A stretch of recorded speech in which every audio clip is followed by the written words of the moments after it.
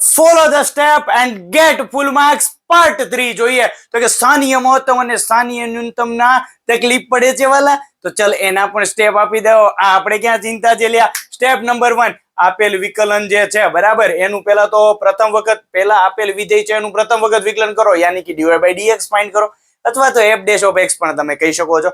Next part કે ભાઈ એની બરાબર 0 લઈ લો, બરાબર છે. હવે એની બરાબર 0 લેશો એટલે તમને x ની કિંમત મળશે. પછી સ્ટેપ નંબર 3, દ્વિતીય વિકલન કરો. તો જો આ સ્ટેપ આપણે જે પહેલો પાર્ટ જોયો ને એની જેવું છે આ એની પરથી દેવું લ્યા, બરાબર છે. સ્ટેપ નંબર 3, દ્વિતીય વિકલન કરો. સ્ટેપ નંબર 4, આ x ની કિંમત જે અહીંયા મળી છે એ દ્વિતીય વિકલનમાં મૂકો, અને દ્વિતીય વિકલનમાં મૂકશો તમને લોકોને આ આખી દ્વિતીય વિકલિત કસોટી પ્રમાણે આખી શરત મળશે. કઈ? તો કે જો f'(x) એટલે કે દ્વિતીય વિકલિતની કિંમત જો 0 કરતા નાની તો મહત્તમ મૂલ્ય મળે, જો 0 કરતા મોટી તો ન્યૂનતમ મૂલ્ય મળે. તો આ હતા એટલા સ્ટેપ. અને આ વિડીયો કેવો લાગ્યો જલ્દીથી કોમેન્ટ કરીને મને જણાવો, અને સાથે સાથે મિત્રોને પણ શેર કરો.